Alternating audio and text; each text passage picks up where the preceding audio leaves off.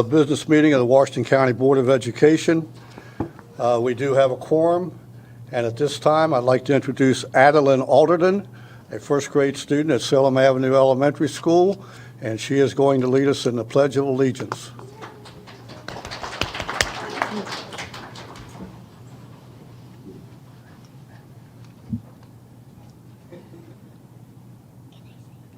I pledge allegiance to the flag in the United States of America and to the republic for which it stands, one nation, under God, indivisible, and liberty and justice for all.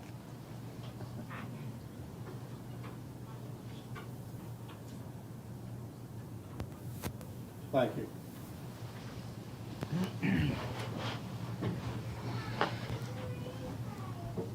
So, Adeline, there are two nervous people in this audience tonight. I'm one. Are you one? Are you nervous? A little bit. I know how you feel. So, you're a first grade student at Salem Avenue. Yes. You like Salem Avenue? Yes. You do? Mm-hmm. Okay. You have some people with you. Would you like to introduce them?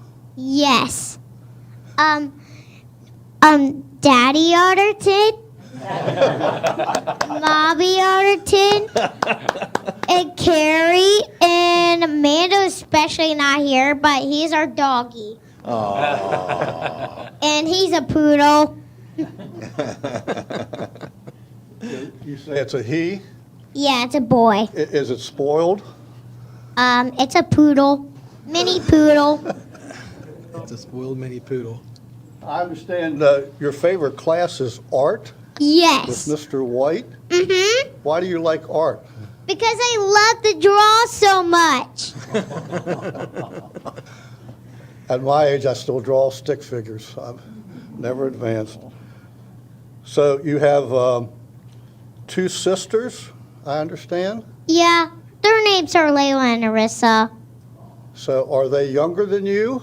No, they're older than. They're They're older. They're older than you. Yeah. Do they take good care of you? Yeah.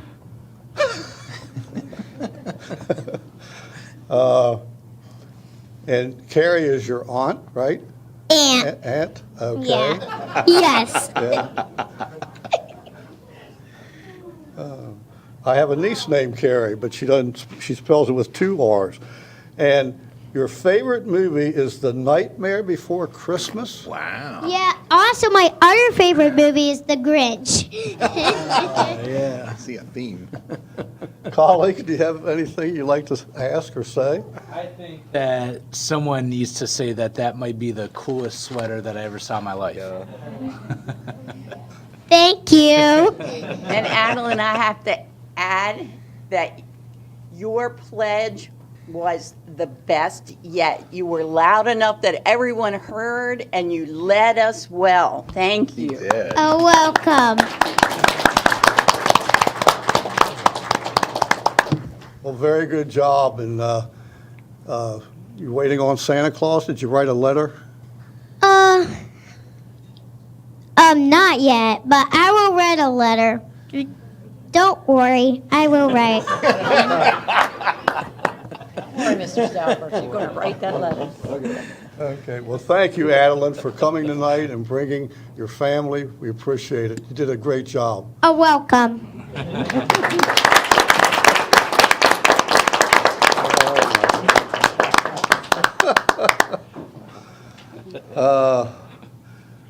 We'll now have a motion to approve the agenda.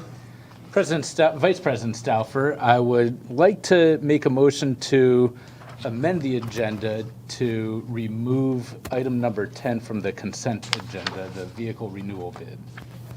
Is there a second to that motion? Okay.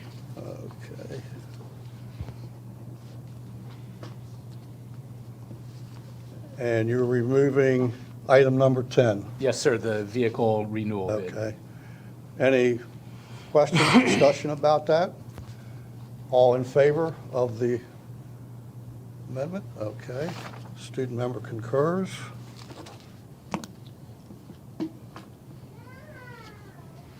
So now we'll go back. I'll entertain a motion to approve tonight's amended agenda. Is there a motion? Amended agenda? Second. Any discussion? All in favor? Okay, thank you. We're now up to the we got the minutes. Sorry. That's right. Mr. Stauffer, I move for the first, I have 5 motions tonight, so I move for the first one, the approval of the closed session minutes dated Tuesday, November the 21st, 2023. Is there a second? Second. Any additions or deletions? All in favor of the closed session minutes from Tuesday, November 21st? Okay, thank you. My second motion is for the approval of the business meeting minutes dated Tuesday, November 21st, 2023. Is there a second? Second. Any deletions or additions to those minutes? All in favor? Okay, 6-0, and the student member concurs. Motion 3 is for the approval of the closed session minutes dated December 5th, 2023. Is there a second? Second. Thank you. Any additions or deletions? We'll now have the vote. All in favor? Okay. Our fourth motion is for the approval of the work session minutes dated Tuesday, December 5th, 2023. Is there a second? Second. Thank you. Any additions or deletions? All in favor? 6-0, student member concurs. And our final motion is for the approval of the board reorganization meeting minutes dated Tuesday, December the 5th, 2023. Is there a second? Second. Thank you. Any additions or deletions? All in favor? 6-0, and the student member concurs. Thank you, Mr. Gessert, for that. And we're up to superintendent's report. Dr. Yes, sir. Thank you, Vice President Stauffer. This was a memorable volleyball season for WCPS with 3 teams in the running for state championships. 2 of those teams were facing one another in the championship competition, so unfortunately, they couldn't all go home winners. Tonight, we are proud to recognize North High Volleyball, Clear Spring Volleyball, and Smithsburg girls cross-country teams for state championship success. I'll ask Mr. Eric Michael, our Supervisor of Athletics, Health, and Physical Education, to introduce these student athletes.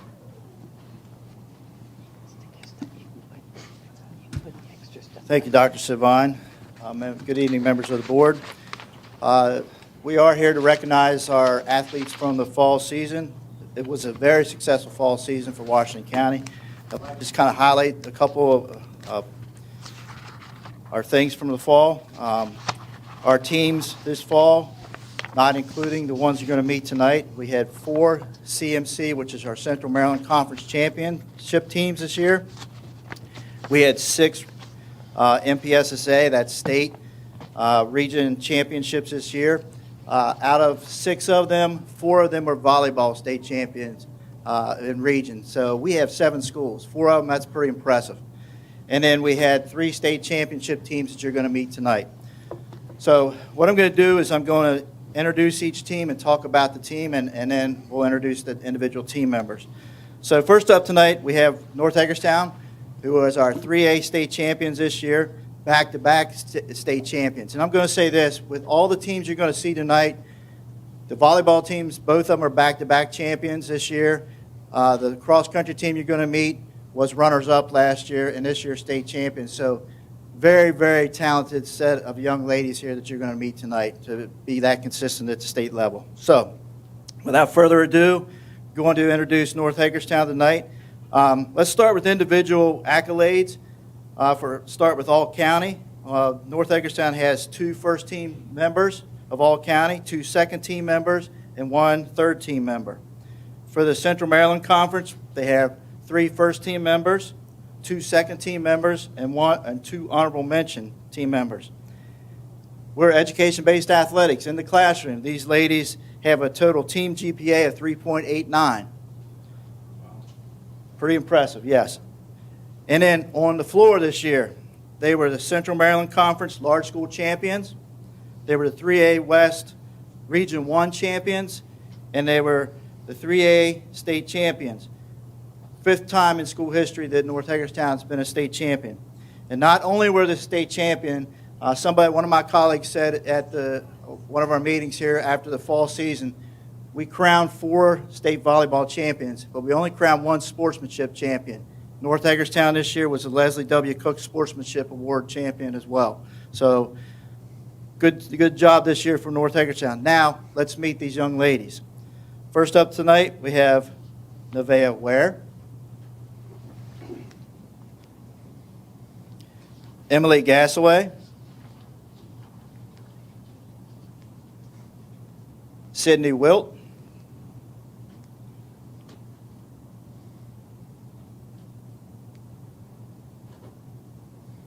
Chloe Gee, Madison Schatzer,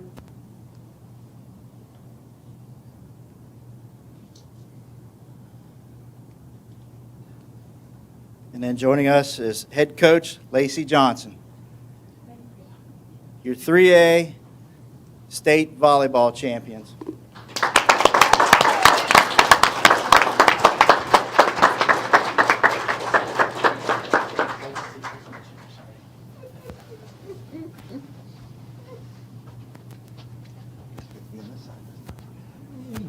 And their feet are reading.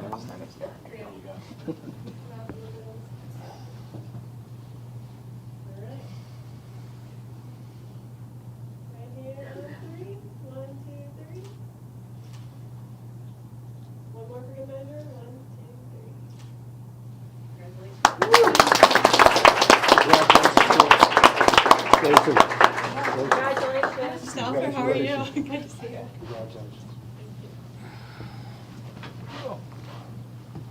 Next up, we have Clear Spring, who was the 1A state champions this year. As I said, back-to-back. Before I talk about them, it shouldn't go unnoticed that they played the state championship against Smithsburg. So we had an all-Washington County 1A state championship. And just a little bit about the game. It went 5 sets. In my tenure here, I don't think I ever recall a match that I've seen at the States going 5 sets. The people at the States were just talking about how good this match was. In fact, it set the day behind those people working. It probably was about a 2-hour match, and they probably had about an hour or so. They were figuring it would be done. So, but just outstanding. We had a state meeting at the beginning of December, and people were still talking about that match. So kudos to Washington County for that. So without further ado, we're going to talk about Clear Spring. This team, as I said, was back-to-back champions this year, winning from last year. Individually, for all county, there were 2 members of this team. They were first team, and 1 member that was third team. For the Central Maryland Conference, this is their first year in the conference. They had 2 members that were first team and 2 team members that were honorable mention. In the classroom, they have a 3.84 team GPA. And on the court, they were the 1A West Region 1 champions and the 1A state champions, as I said, back-to-back for a total of 5 championships for Clear Spring Volleyball. Now let's meet our team. First up, we have Brianna Josenhans.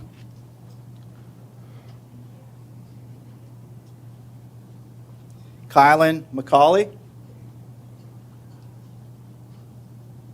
Emerson Moats. Lizzie Lawson. Addison Ziegler. Skylar Plant. And head coach Jessica Custer. Your 2023 1A state champions, Clear Spring Blazers.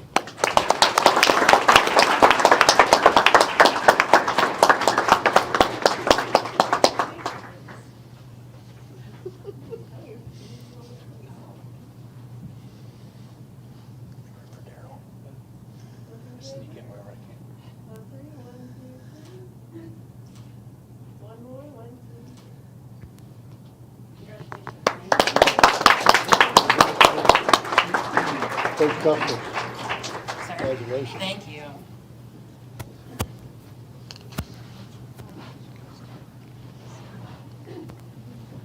And now shifting to cross country, Smithsburg was your 1A girls cross country state champions.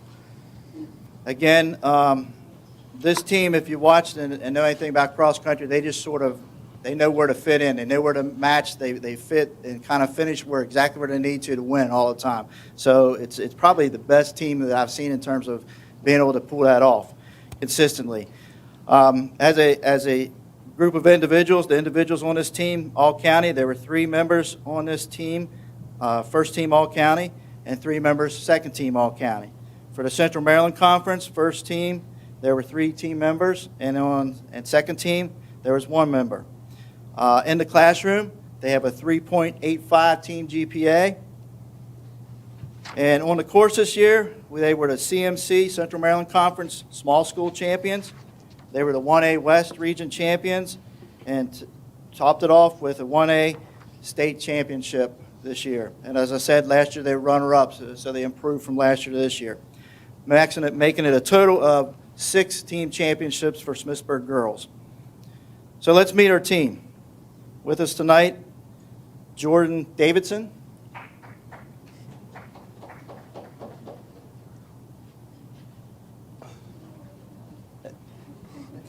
Ella Fisher.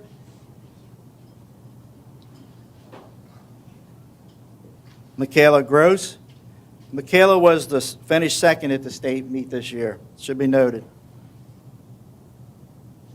Estella Hinkle. Ramila Jaffrey. Mia Lewis. Maritza Olivia. And last, we have our individual state champion with a time of 1943 in 1A, Cora Gensel.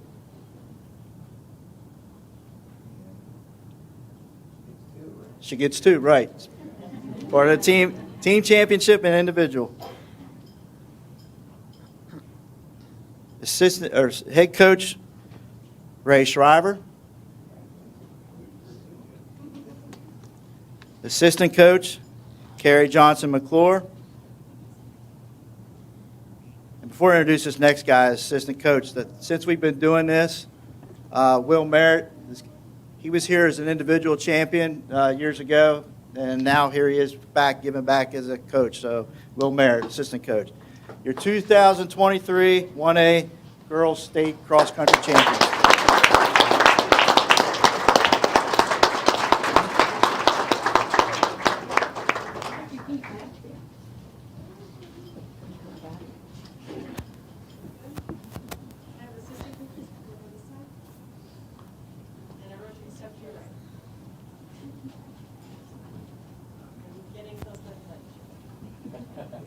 Hey. Looking good there. All right, on 3, 1, 2, 3. One more, 1, 2, 3.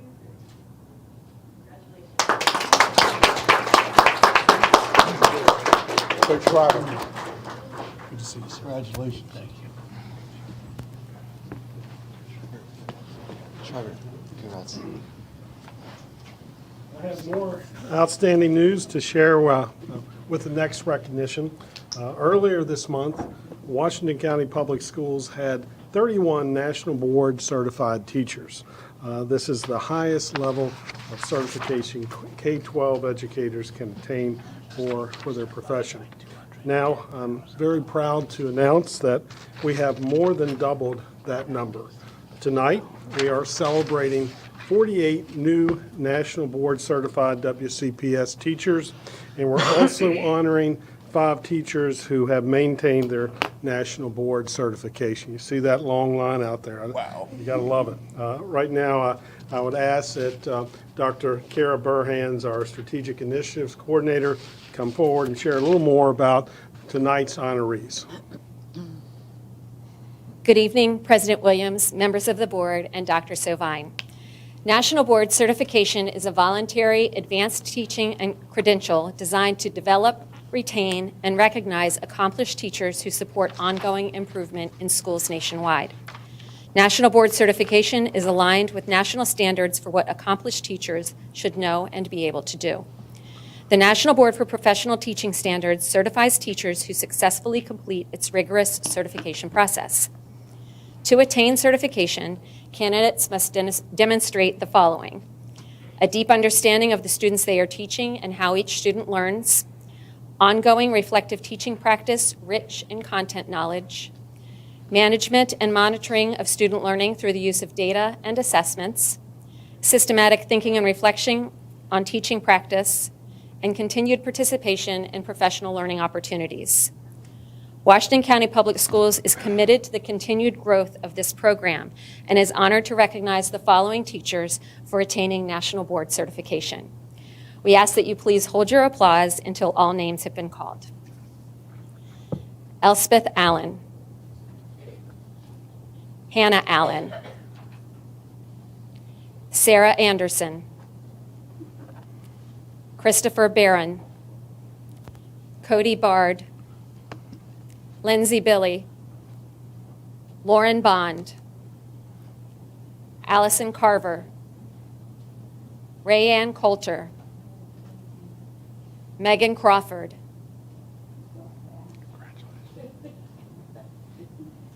Andrew Dinterman. Uriel Gavan. Melanie Goldsboro Hodge. Kelsey Grunberg. Amy Hildebrand. Sorry. Jordan Himes. Ashley Hobbs. Courtney Kasmark. Kimberly Kiefer. Caitlin Keller. Justine Keltz.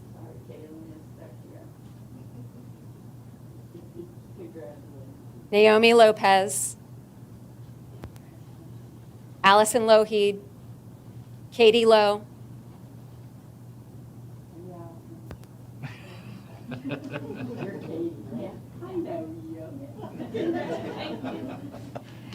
Angela Mottman. Valerie Matten. Carissa Matu. Lauren Merritt. Amy Metz. Brianne Mundy. Catherine Pagan.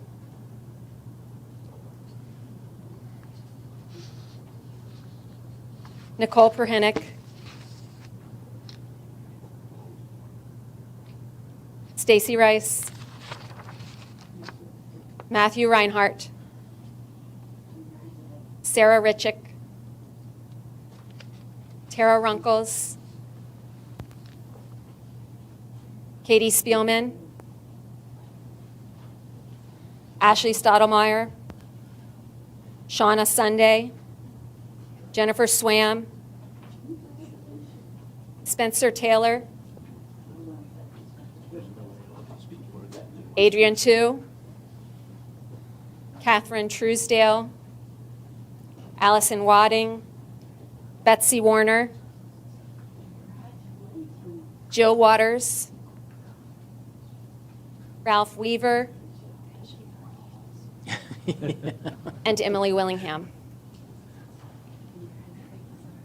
The National Board's Maintenance of Certification is a pathway for National Board teachers to keep their certification active. Successfully meeting MOC requirements extends a National Board Certified Teacher Certificate 5 years from their certificate's expiration. The Maintenance of Certification process is designed to ensure that nationally board certified teachers continue to grow professionally while substantially impacting student learning. Washington County Public Schools is honored to recognize the following teachers for maintaining their certification through the National Board Maintenance of Certification pathway: Erica Hartley, Tiffany Miles, and Danielle Wantz.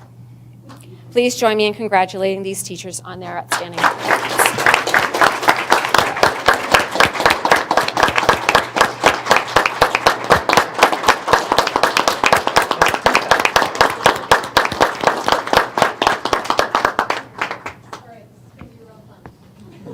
You need a ladder, Aaron.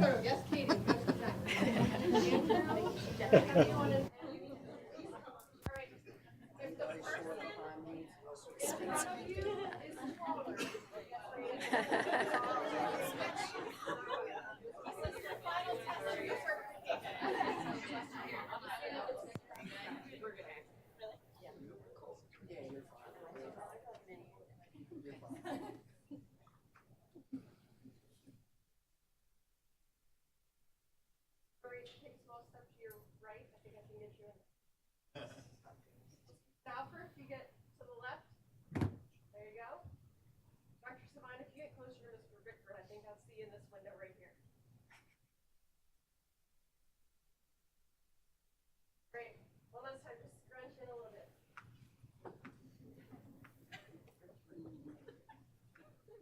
Follow directions so well. I love it.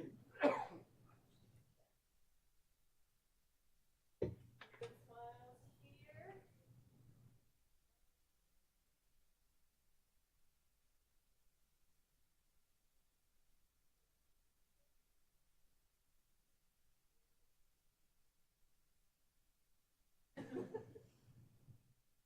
No smiles, man. Take a few.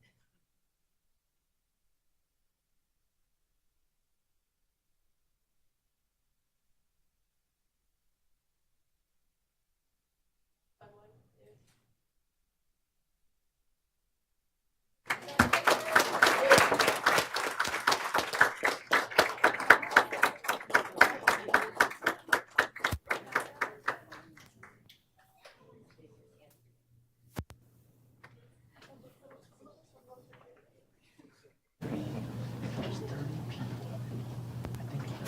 Once again, I extend my congratulations to our board-certified teachers. We more than doubled the number of board-certified teachers tonight. I extend my congratulations and appreciate their commitment to excellence in education.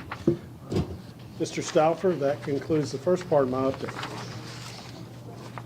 Quite a few teachers. Wow. We now come to that part of our meeting where we have public comment. I'd like to read from policy KD. Each person wishing to address the Board of Education is encouraged but not required to sign up prior to the meeting and may address any topic concerning Washington County Public Schools, except personnel or student matters which clearly identify an individual or individuals. Individuals wishing to address the board who do not sign up prior to the start of the meeting will be required to sign the log located at the speaker's table for the purpose of the meeting minutes. Each speaker may speak for up to 5 minutes, and Mrs. Murray will be our timekeeper tonight. She'll explain that. You have 30 seconds to go. I will hold this up. When your time is up, I will hold this up. And we've heard one person sign up ahead of time. That is Carol Mound.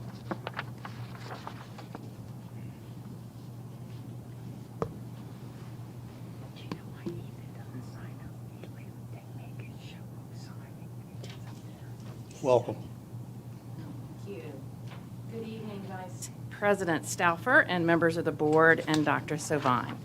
As president of the Washington County Teachers Association, I join you this evening in congratulating the athletes who were recognized for winning state championships and the teachers recognized for earning or maintaining their national board certifications. They have set goals and worked hard to achieve on the volleyball court, the track, and the classroom. The proposed changes to the goal-setting policy on tonight's agenda and the recognition of these students and teachers reminded me about a conference I attended 6 years ago and a session there titled Creating a Vision for 21st Century Education. The session included reasons why goal setting matters. And just as it did for the teachers and students honored tonight, it matters for us as a school system and as educational leaders. Your proposed changes to your goal-setting policy on tonight's agenda and the recognition of these students and teachers reminded me specifically about the 4 competencies students need to have to succeed in the 21st century and the 7-step pathway that school districts can follow to help students prepare. The students and teachers recognized tonight likely exhibit these 4 competencies, and we can work through the 7 steps as a school community so that we can meet the challenges before us. The need for more teacher planning time, more systemic help in addressing student behaviors, increasing support for safety and security for our students and staff and our communities and families. According to research, businesses and industries of this century are less concerned with grade point averages on transcripts and more concerned with what graduates can do. Students need to be critical thinkers, excellent communicators, willing collaborators, and imaginative creators. The curricular outcomes in traditional core course areas remain important, but what is more important are those 4 C's that students take away from their coursework: the ability to think for themselves, to recognize their own biases, to be able to differentiate between rational arguments and emotional ones, to discern credibility and recognize logical fallacies, to read, write, listen, and speak effectively, to work well with others, and to bring habits of mind to the table to creatively solve problems. The 7 steps that educational leaders need to follow to move our schools from the traditional coursework model to the 4 C's model are similar to the steps in the strategic planning process. They are: adopt your vision, create a community consensus, align your system, build professional capacity, focus your curriculum and assessment, support your teachers, and improve and innovate. WCPS has been working on several of these steps for a number of years, but we need to completely rethink the way we operate in order to create the schools that students, educators, families, businesses, and industries need in 2024 and beyond. In addition, we need leaders at the board, school district, and school building levels who embrace and model the 4 C's in their roles in their work, who are themselves critical thinkers, communicators, collaborators, and innovators, rather than authoritative top-down managers. As one of your stakeholders, WCTA stands ready to be part of the goal-setting process, collaborating to improve educational outcomes for all of our students and to improve the teaching and working conditions for our staff. Thank you. Thank you. No one else has signed up ahead of time. At this time, is there anyone who wishes to come forth and speak? Please come up and sign the log, please. Identify yourself.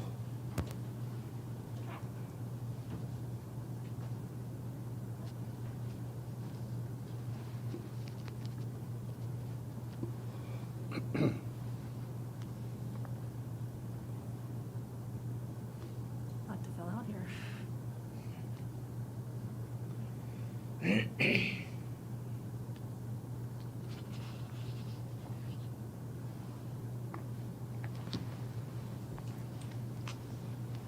Thank you, and good evening, board members. Thank you for your service and dedication to improving Washington County's public school system. My name is Amanda Whitmore, and I reside in Boonesboro. I'm here tonight representing Decoding Dyslexia Washington County Chapter to share information with you all about dyslexia and how WCPS can better serve dyslexic students. Dyslexia affects 1 in 5 students and represents 80 to 90% of all those with learning disabilities, according to the Yale Center for Dyslexia and Creativity. Dyslexia is not reversing letters. Dyslexia is a neurobiological difference in the brain that makes reading, writing, and spelling difficult to learn. Dyslexia can manifest differently in each student. Some may have extreme difficulty with decoding, while some may read accurately but slowly and cannot tell you what they read, and so on. It occurs on a continuum. It may be mild in one student and severe in another, as in the case with my 2 children. Dyslexia is lifelong. There is no cure. However, if children are identified with dyslexia, the earlier the better. Evidence-based interventions and accommodations can change their lives for the better. Unfortunately, too many students are not identified early enough, and the absence of evidence-based interventions can impact the lives of students who struggle with reading. These students, by all other means, appear to be of typical aptitude, are easy to overlook, and are often assumed to not be trying hard enough or need more time by teachers and administrators who are not properly trained to identify characteristics of the neurodiversity that causes the student to struggle to process the materials as others do. As I mentioned, I have 2 children who are both dyslexic, and both were identified at the end of 2nd grade. My oldest has had an IEP since kindergarten, but it took us seeking outside evaluations, taking us down several paths before he was eventually evaluated for and identified with an SLD at the end of second grade. We trusted the supplementary instruction would work. We moved him back to kindergarten for more time to catch up, but year after year, it wasn't enough. This process took a mental and emotional toll on my young son, who grew to hate going to school, and some days were so bad we had to keep him home because he was having anxiety attacks. In fourth grade, he could not read past a kindergarten level and could not keep up with the class. We eventually pulled him and have placed him in a private school specializing in dyslexia, and he is thriving both academically and emotionally. He receives Bowman Orton Gillingham Plus tutoring each day, and his reading ability is progressing. The most recent MCAP data for Washington County shows 11.3% of students with disabilities in third grade were proficient in ELA, while 12.8% of students with disabilities in fourth grade were proficient in ELA, and 8.6% of students in fifth grade were proficient. When I compared those scores across all the counties in Maryland, our county ranked number 15, meaning 14 counties showed more proficiency in ELA in students with disabilities, and only 8 counties kept us from being at the very bottom. Additionally, reviewing the Ready to Read Act data between 2020 and 2023 shows no real reduction in the numbers of students who receive supplemental instruction year after year. To me, this indicates that the interventions are not adequate to meet the needs of these students. A dyslexic student needs a structured multisensory explicit intervention. It should include etymology, morphology, and phonology in a structured multisensory and explicit way. Orton Gillingham is an approach that has been proven to work with dyslexic students. Anyone working with a student using the Orton Gillingham approach should be trained, and this training requires a supervised practical element. 3 hours or 1 day of training is not sufficient. Currently, WCPS offers Wilson as a Tier 3 Orton Gillingham approach. However, searching Wilson's certified educator site only shows 5 certified educators in WCPS. These educators are certified to assure the integrity of the program and that students successfully learn to read and spell, but they are the only ones in a school system with over 20,000 students. That means the majority of students who are receiving Wilson are receiving it from an uncertified instructor. I'm asking that for next year's budget, the board allocate $500,000 to special education professional development specifically for Bowman Orton Gillingham Plus. Bowman OG Plus uses more of a multisensory approach compared to Wilson. Bowman does error correction using at least 3 modalities, while Wilson is mostly auditory using letter cards and keywords. And Bowman uses continuous intonation, which can help students who have difficulty with blending. With this amount, WCPS can begin working towards the goal of having 2 special education teachers and/or reading specialists in each elementary school. Having trained educators in the elementary schools where it is critical for identification and intervention to begin early will ensure WCPS closes the reading gap. Thank you very much. Thank you. Is there anyone else who wishes to come forth?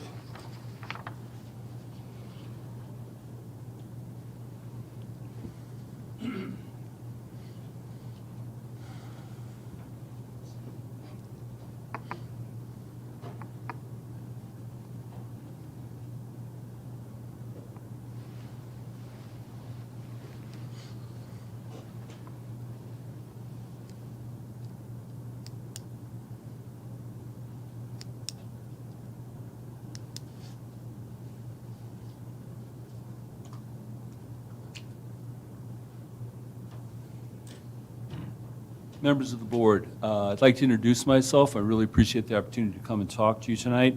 My name is John Mitchell, and I teach U.S. Studies at Williamsport High School. I'm not here in that capacity. I'm here to talk about how important band and music is to our students and how important it is to have full-time directors in our schools. Just to give you a little bit of background on myself, before I was a teacher, I was a proud soldier, served for 21 years, culminating in the assignment of the 76th Army Band in Iraq. During that time frame, I served across the U.S. and across the world. I bring this up because I came to be because of the music directors that were in my life. I also happened to marry former Nancy Kunkel, whose parents, Noel and Susie. They were instrumental in so many students' lives across the this county. My own children, we have 3 children. Kevin, he has followed in my footsteps and is currently a tuba player with the 10th Mountain Division Band in Fort Drum. Our daughter, Carrie Ann, is an oboe player with the 296 Army Band in Camp Zama, Japan. And our youngest daughter is a member of the All-County Band and has made all-state choral. So and we've all asked them, do you really want to do this? But they all love music. And I talk about this, and it's not to bring up myself, but it's really to bring up the importance of the band. I cannot tell you how many times I went into my band director's office at any time to talk about things. He kept me through school. Now, I was a product of Frederick County, but this was so important to me. And it's important to many students. I can tell you right now that we have quite a few Washington County students, former students that are now military musicians. Richard Mounts, who went and graduated from South Hagerstown High School. He is a proud member of the United States Marine Corps band program. John Miner, who also graduated from Williamsport High School, also in the 10th Mountain Division band up in Fort Drum. Of course, my daughter, Hadley Giles, who just graduated from the School of Music and is at Fort Liberty, which used to be called Fort Bragg in North Carolina. Now, we all function under this new thing of like quantitative, let's crunch numbers. I can't give you an exact number. It's like when we would go into a FOB, a forward operating base, when we were in Iraq. I can't give you a number. I can give you an audience count, I can give you miles traveled, but I can't give you what we did for those soldiers, Marines, who had just finished kicking down doors and lost their buddy.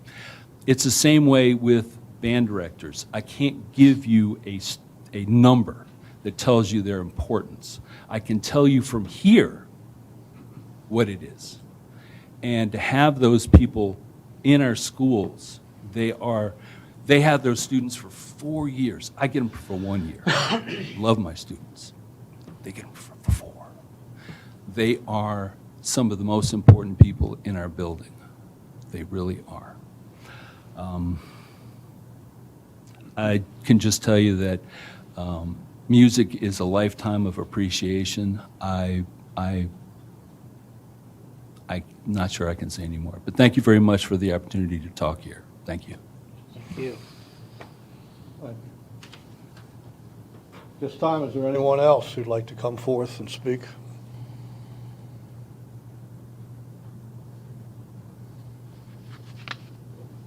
Okay. Seeing no one, we'd like to open up now. Time for board member response to public comment. Okay. I would just like to piggyback on the music programs. I think it is very important. Growing up with Mrs. Kunkel in my school, I was in that band room numerous times. I spoke with her on many occasions. I was a part of a band for a little bit, and I just know what that community does when she's out. And it just seems like she's just like the mother of millions of kids that when she comes around, Noel has the same following. Every band director that has been a band champion, has hundreds and thousands of students that they reflect on. You cannot get on Facebook without saying something, and then the whole band just gets on there. That is just a unit, and it's a lifelong membership. And I just cannot say enough, and I wish we had more band opportunities for our students, because I just feel like that music takes you all through your life, and it doesn't matter what parade you go to. You hear that song that you heard marching down as a band member, it takes you right back, and it could be 40, 50 years, and you probably could play it and march it because it was just drilled onto you, and you are so proud of being in that community. It just isn't enough. Yeah, you can't say enough. And I know what you're saying. You just want to say so much, there's just not enough time. So thank you for coming out and supporting band. Your whole family, I knew your wife, and I know Stan knows your whole family. It's a wonderful, tribute. And thank you for coming tonight. Yeah, I'd like to first say thank you, Mr. Mitchell, for your service. Your family too. It's a big sacrifice, and we're all in debt to you for that. So thank you. Also, I couldn't carry a tune in a bucket, but I did play sports in high school, and I got to imagine that just like I'm in pretty much a forever fraternity with the sports teams that I played on, it's the same way with band. Just because I don't find value in it doesn't mean that people have to find value in the sports that I did, and it certainly makes it very important. So, and I do find value in it. So, band is certainly something that's very important to us, and I know that Dr. Savine and his staff do talk, because I would imagine you're probably referring to the Clear Spring situation. So we'll call out the elephant in the room, but I do know that Dr. Savine and his staff are looking for ways to make it as efficient as possible. So we thank you for that, and I believe you said your name is Ms. Whitmore. Thank you for coming up and bringing this to our attention as well. Not that we're unaware of these problems, but it's always good to hear about it from the public. I was a special ed teacher for 10 years, and it's a problem to say the least. And especially when you come up and give an actionable solution to it. I know I saw some people up here writing some stuff down as you were speaking, so I appreciate it, and I'm not saying that we're going to go and spend $500,000 on it, but you certainly gave us something to think about, so I appreciate that.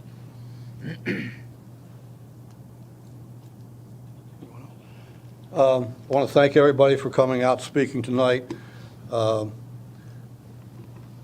Dyslexia is a problem. I have a friend who is dyslexic, and I don't know to what degree it's hindered him. I don't think it's hindered him too much, but I'm sure there are different degrees of that.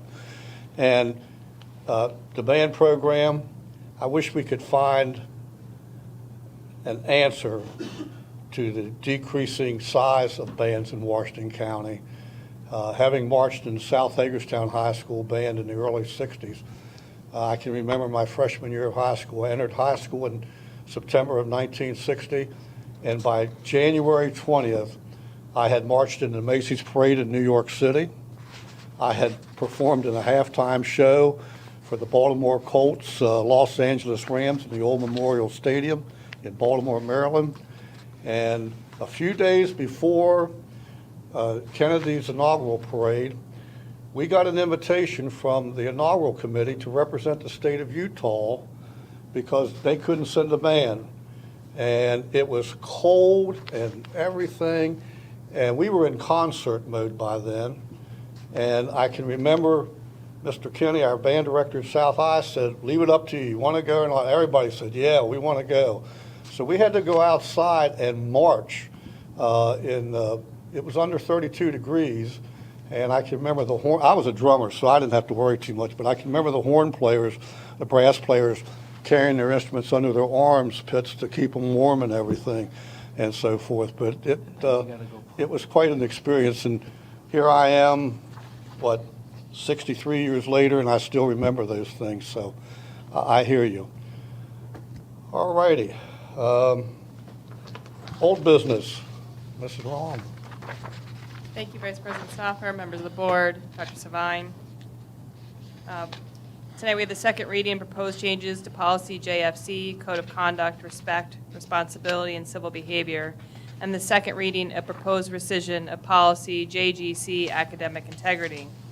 The Board of Education approved the first reading of proposed changes to policy JFC and the first reading of the proposed rescission of policy JGC at its public business meeting on November 21st, 2023. Following the approval, the Policy Committee placed a notice on Board Docs and the school system's website to alert the public to the proposed changes and proposed rescission, and to seek comments from the public on the changes and rescission. The committee received comments on the proposed changes and discussed them at its public work session on December 13th, 2023. The committee did not recommend any further changes to the policies based on the comments received, and the committee is now recommending the Board of Education approve the second reading of proposed changes to policy JFC and the rescission of policy JGC. Is there a motion? I move to approve the second reading of proposed changes to policy JFC entitled Code of Conduct, Respect, Responsibility, and Civil Behavior, and the second reading of the proposed rescission of policy JGC entitled Academic Integrity. Is there a second? Second. Any discussion? Yeah, I have a question. I see that the committee did receive some comments on that. Could you guys know what those comments were? I don't have them in front of me. We did receive, one individual commented regarding that we went away from the pillars that we used to have in the policy. That was the basis for the comment. The policy committee discussed it, and based on staff recommendation as to why they're requesting the changes they did, we moved forward with what we had. 'Cause it seemed to me like there really wasn't much of a change in there. There were some changes, but it just kind of combined them, right? It did, and rather than point to the specific pillars, yes, it was more inclusive to talk less about just students and more of the community, staff, students as a whole. So that was the change. So you're correct. Okay. Anyone else? All right, this is the motion to accept policy JFC and rescind policy JGC. All in favor of the motion? Thank you. Vote is 6-0. Student member confers or concurs.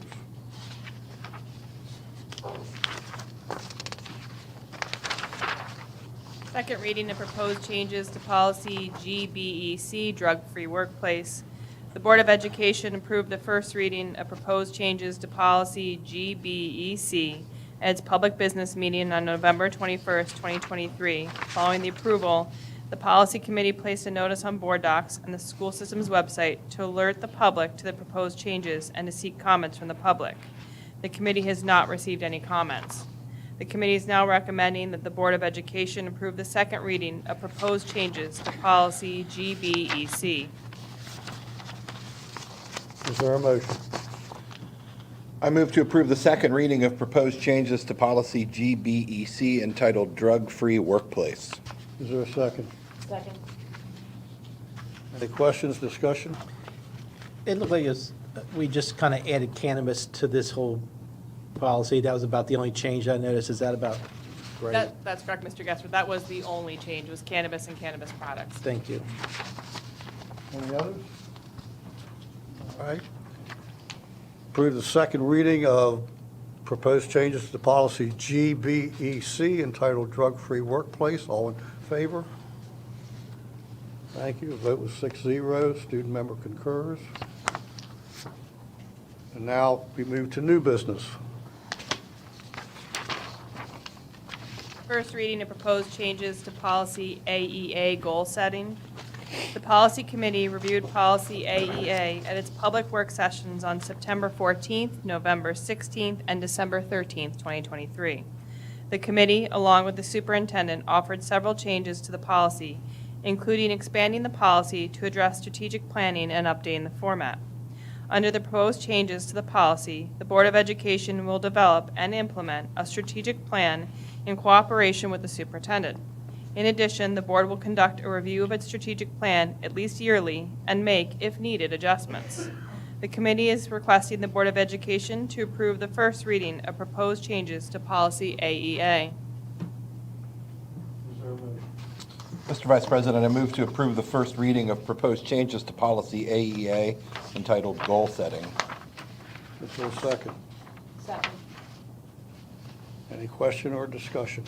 So will this then essentially require a public work session to discuss all this? Is that kind of how it's going to work out?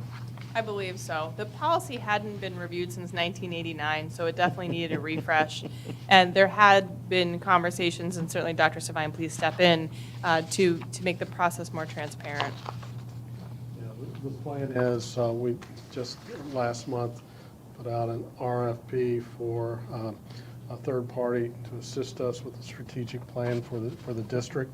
And then we'll, once an organization is selected, they will work with the superintendent and team. We will engage in a pretty robust stakeholder engagement process. Board will be involved in that. There will be periodic reports, and at the end of the strategic planning process, there will be a draft that will be proposed to the board for for its consideration and approval. Excellent. Thank you. Anyone else? All right, we'll go to the vote then. Motion is to approve the first reading of proposed changes to policy AEA entitled Goal Setting. All in favor? Vote 6-0, and the student member concurs. The first reading of proposed changes to policy IGDK, participation on athletic teams and in extracurricular activities. The Policy Committee reviewed policy IGDK at its public work sessions on November 16th and December 13th, 2023. The committee recommended several changes to the policy, including updating the format, setting forth the requirement that rules for participation be provided to each student and their parent or legal guardian at the commencement of the athletic season or other extracurricular activity, and authorizing the superintendent to promulgate an administrative regulation that sets forth the rules of conduct and the discipline process to be followed when a violation occurs. The Policy Committee did not want to bifurcate sports from other extracurricular activities to be fair and consistent across the district. The committee is requesting the Board of Education to approve the first reading of proposed changes to policy IGDK. Is there a motion? Mr. Vice President, I move to approve the first reading of proposed changes to policy IGDK entitled Participation on Athletic Teams and in Extracurricular Activities. Is there a second? Thank you. Any questions or discussion? Okay, we'll move to the vote then. The motion is to approve the first reading of proposed changes to policy IGDK entitled Participation on Athletic Teams and in Extracurricular Activities. All in favor? Vote is 6-0, and the student member concurs. First reading of proposed changes to policy JHC, do not resuscitate procedures. The Policy Committee reviewed policy JHC at its public work session on November 16th and December 13th, 2023 at staff's request. The committee reviewed the policy and noted that much of the policy contains procedures that are more appropriate for an administrative regulation, so the committee is recommending significant changes to the policy. The committee is recommending that most of the language in the policy be removed and placed in a new administrative regulation. The committee is recommending that the policy be simplified to state that the Board of Education will accept a do not resuscitate order in accordance with state law and regulations, and that the superintendent is authorized to promulgate an administrative regulation to implement the policy. The committee is recommending the Board of Education approve the first reading of proposed changes to policy JHC. Is there a motion? Mr. Vice President, I move to approve the first reading of proposed changes to policy JHC entitled Do Not Resuscitate Procedures. Is there a second? Second. Thank you. Any questions or comments? Could you speak to the differences of what the policy or what it kind of represented before to what it is now? What's the differences? Yes, I can. So we added a purpose and background, we did that, and the other pieces we did is you saw a significant strikeout. The strikeouts are the procedures that have to be followed in each school. So the intent is all those procedures will get moved to the regulation to be consistent with the rest of our policies. But in essence, what we left is what was there previously, other than an update under policy statement procedures A. The update and change in the law since the policy was last reviewed talks about that we will accept the order, and then the regulations will note what the process is for accepting an order. How many of these do we have? Off the top of my head, I'm only aware of one in particular. Okay, so it's not like it's very unusual to have something like that with a younger generational type of setting. That's correct. You would see that more in your medically fragile students. So Yeah. I personally, my office has only been involved in one situation where we've received one from a parent. Okay. Does this do anything to either protect or to endanger our staff that might be involved in an emergency? Is there, because I don't really see anything in here about that. I don't know. No, I mean, you say protect and, right, so I think Or, I'm just going to. either or, Right. yeah. The law requires us to have a policy in place. This simply just codifies it. We'll have a policy that follows it, and then the regulations will essentially protect our staff, assuming they follow the regulations of here's what the process is and what we'll do. And that's what my concern is, assuming they follow the regulations. I mean, we could go through all the training that we have, in the first week or so of school, and then something happens on day 179. Am I really going to remember that? And when you're in a situation like that, if it's not something that you're practicing or training in daily, like, do you see what I'm getting at? I understand where you're going with this, Mr. Evans, but the reality is the individuals involved with this is our nursing staff. It's our Meredith staff. It's any trained medical professional staff. It's not our classroom teachers. It's not our paras. Okay. It's not building Okay. administrators. That's what my concern was Right. with staff. If we have trained medical professionals, then that makes perfect sense. And Okay. the parts that were struck out that'll go in the regulations speak to that. Nursing reviews the orders. It's a lot. It's akin to our medication delegation procedures. This isn't something a classroom teacher is going to be handling as part of their ordinary course of their duties. Okay. Thank you. I just wanted to add too, I think one of the other big changes, correct me if I'm wrong, since this was reviewed or started, was the Maryland medical orders for life-sustaining treatment as well, right? So we had to include that in the policy. We have a definition of that, and really, we did add that for the procedural, for the regulations, I should say, not procedures, but for the regulations and procedures of what, if we receive one of those, a MOLST order, what the school system will do with it. So we added that definitional section for the purposes of the regulation. Anyone else? Okay, the motion is to approve the first reading of proposed changes to policy JHC entitled Do Not Resuscitate Procedures. All in favor of the motion? Okay, the vote is 6-0. Student member concurs.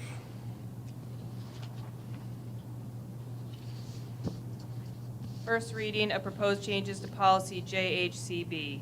The Policy Committee reviewed policy JHCB at its public work session on December 13, 2023. The committee is recommending the policy be placed in the updated format and is also recommending that the policy state that the Board of Education will accept student exemptions from the state immunization requirements in accordance with state law and regulations. The committee is recommending the Board of Education approve the first reading of proposed changes to policy JHCB. Is there a motion?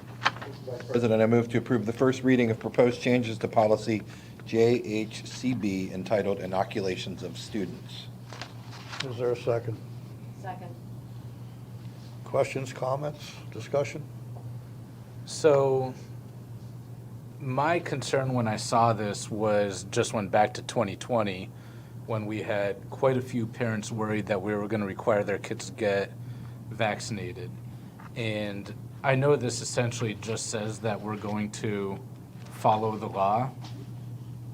With that being said, why are we making these changes now? Because the current policy already says that.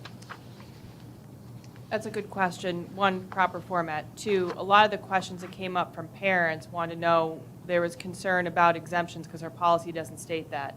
And in as much as state law does require that, it wasn't spelled out. So this makes it easier and clearer for parents to know that, yes, we followed law, and the law does allow for exemptions. And the difference is, this policy speaks only to what the state-required immunizations are for entrance into public schools. So not for a COVID shot or anything like that. It's just to start the schools. Are they going to make that part of that? This would have nothing to do with vaccines that are completely a parent choice that aren't required by state law, but also note, as I said, this also does point out to parents that the law does allow for certain exemptions to vaccinations. This is not the voluntary. These are the ones that the law requires students have before they can come into school. To start school? Correct. Okay. Yeah, my concern with this is Part A, under the statement procedures there, where it says the Board of Education shall require all students enrolling in or currently enrolled in WCPS to furnish evidence of age-appropriate immunizations as required by state law and regulation. So I know the next one goes and says that, you know, we do allow those religious exemptions. I just feel like sometimes less is more, and if we wanted to just make the change to include the part about the religious exemption in what the current language is, I would feel a lot more comfortable with that, just knowing what our community expressed, what the concerns were 3 years ago. To me, it's just so new that we had those concerns that now we're going to go and change this. And does that make sense? It does, Mr. Evans. And the evidence of age-appropriate immunizations is language directly from state law. So we pulled the language straight out of Maryland law. And I just want to stress to the board, as well as anyone listening, unless the law changes and requires additional vaccinations, the only thing we're speaking to here, we're not speaking to COVID or flu or some of those other ones. We're only speaking to the ones that the state requires, as Mr. Gaspard actually pointed out, of entrance into school. So we just took the language as we put it in correct format to take it straight from quoting from the law. And we never spelled out that we allowed exemptions, and we always did, but we just wanted to be transparent and say we recognize the law allows for exemptions, and here it is in our policy. Mrs. Ram, when people enroll their students in school, they are given a paper that says what immunizations they have to have. That's correct. The doctor's office also has the list. And I've known some people that are allergic to certain immunizations, and that would also make them exempt from having their children have those immunizations. So there's other reasons other than religious reasons. Oh my goodness, sorry, Yes, tired. that is correct. And B points specifically to religion, but also does allow for other exemptions. We just know, we discussed in policy committee, that had come up previously, to your point, Mr. Evans, about 2020. And so it's any exemption allowed by state law. Who approves those exemptions? Is it state or is it us? That's a good question. I don't have the regulations in front of me, so I'll have to get that answer for you. Thank you. And you have to remember, this policy was first adopted in 1983, 40 years ago. So it doesn't concern, like she said, anything concerning COVID or anything that's happened since then. These are things like, what, diphtheria, whooping cough, those types of Tetanus. things? Tetanus, yes. I don't have the list memorized, but I can certainly also get that for the board if they wish. I mean, I was created 40 years ago and I'm not Pardon me? revised. I said I was created 40 years ago and I'm not revised.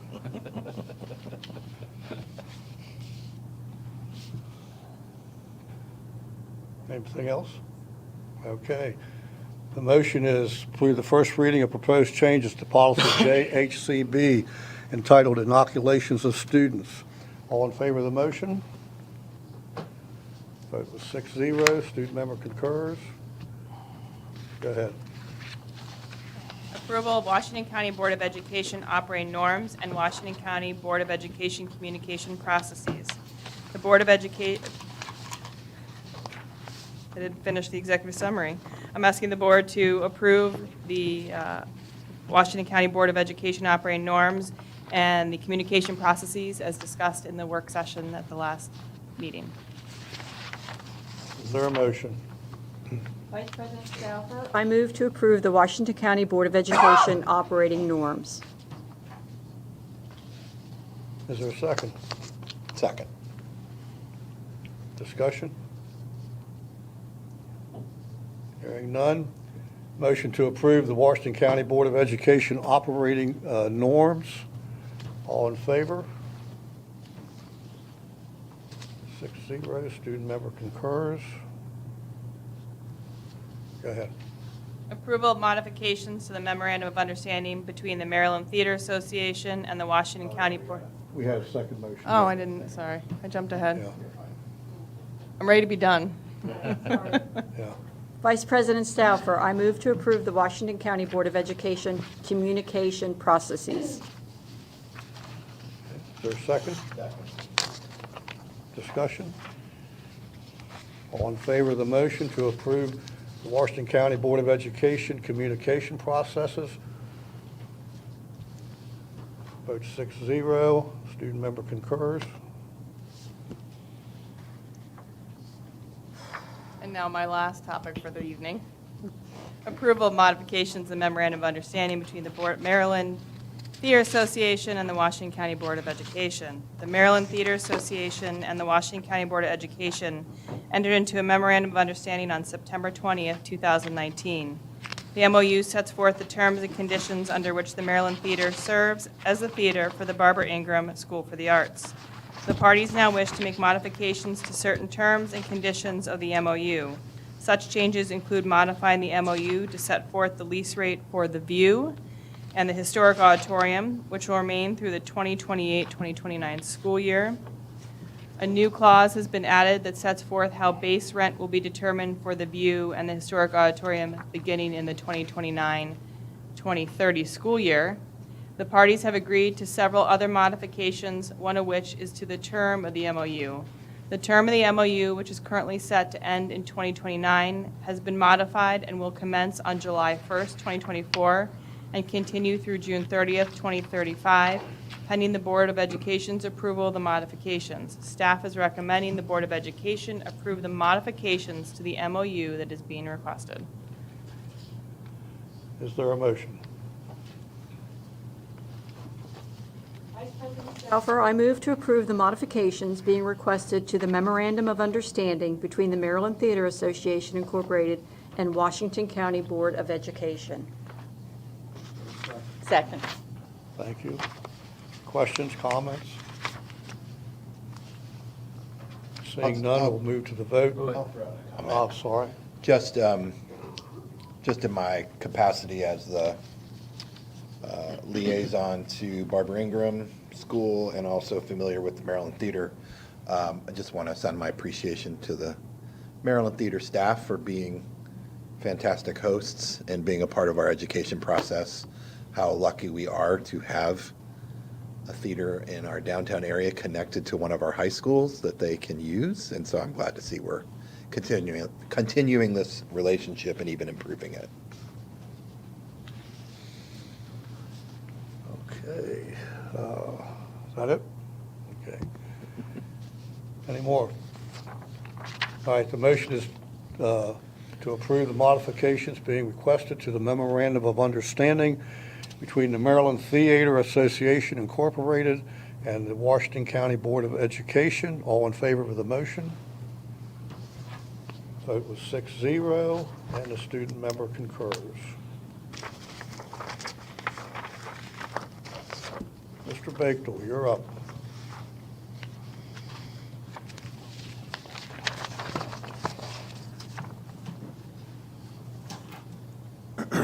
Good evening, Vice President Stauffer, members of the board, Dr. Sovine. Tonight I have 9 items for your review. The Purchasing Review Committee has reviewed these items and they are being recommended for approval. Staff did receive a few questions from President Williams, who isn't here tonight, but we still wanted to address her questions. The questions pertain to item number 2, the HVAC instructional classroom mobile trailer. One of the questions was about the funding. The funding for this will come from the Perkins Grant in the amount of $346,447, and the balance from the general fund, which is $40,429. And Dr. Willow is here to provide some additional information on the other questions. Yeah, so President Williams asked a really good question. Do we have other trailers like this in our county? And the answer to that is no. What do we as a CTE team, why do we want this, and what's the value for our students? Well, when we look at what we're missing within our CTE portfolio, HVAC is a glaring need. We do not have an HVAC program currently. It's something that our industry partners have asked for. Other ones that I would just briefly mention, plumbing, masonry, and more welding are built around the trades. So we look specifically at where we need additional trades. And what sticks out is North Hagerstown High School, which currently we do not have a large trades presence at North or South. So why a trailer instead of building it into a classroom? Well, it's space, and it's the ability to move. It doesn't have to stay at North Hagerstown High School. So it can run a semester or a year at North and move to South Hagerstown High School the following year. I can run summer programs out of it. Remember the traditional CTE 4-course pathway. We can still do that with this, but we can also run the new CTE pathways, which are one course of learning it and then going out in apprenticeship. So, and learning more out in the field. So when you build one program at one school, it limits what the possibilities are for other students in that school, meaning they have to go through special permission. We see this as a program that, again, based on need and demand, could be moved between North and South, but even one-offs at evening high or summer school, because it is a fully functional classroom that we have the ability to move as needed.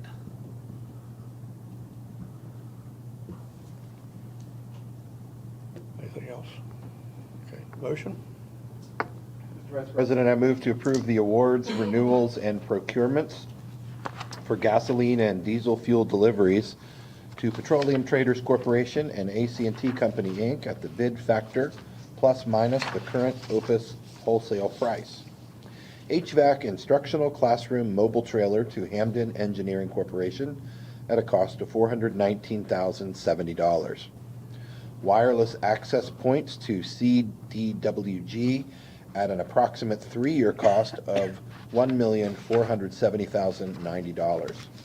Network switches to Skyline Technology Solutions at an approximate 3-year cost of $2,458,380. Wireless controller licenses to CDWG at an approximate 3-year cost of $73,000. Coaching for improvements in literacy and math to TNTP Inc. The unit price is listed.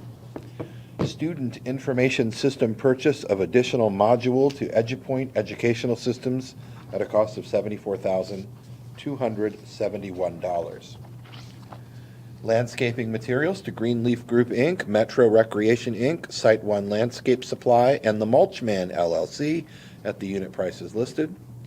Family housing navigator support for homeless children and youth to Horizon Goodwill Industries at a cost not to exceed $117,000.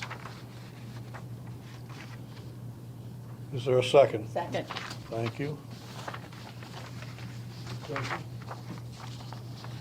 So my question would be for the HVAC instructional classroom, what studies have we done to see if it's really something that we need compared to in the community? Because I think we have Barr Institute out there. We also have the Bowman. They're just a startup of the same type of program. So what is it that is going to make us stand out? I mean, other than it's in the beginning of the, in their career in high school, what's a difference? And did we look into see if it's really warranted in the community? Yes, we actually looked at the economic needs of what, not just, so if you start with the idea of biggest industry demands, and you look specifically at the trades, you'll see plumbing, HVAC, and electrical work. Electricians are some of our biggest needs. We have the electrician program at Technical High School, and the thought of putting another trades program at Tech, really one, spacing is a potential issue there, But we've talked about within curriculum and instruction, and even when we talked with the finance committee, the importance of still having quality programs at our schools. So we know that there is a need. The Bar Institute is partnering with HCC, and I believe they are going to be opening a program at the old Gold's Gym on the north end. The challenge there is, and it's certainly a good program, and we have a great partnership with them right now where we have their, for the time being, their program is actually being housed at South High in the evening, where we have classes there with them. That's a more intensive program. What we're looking at doing here is a 1 year that gets them into the apprenticeship model.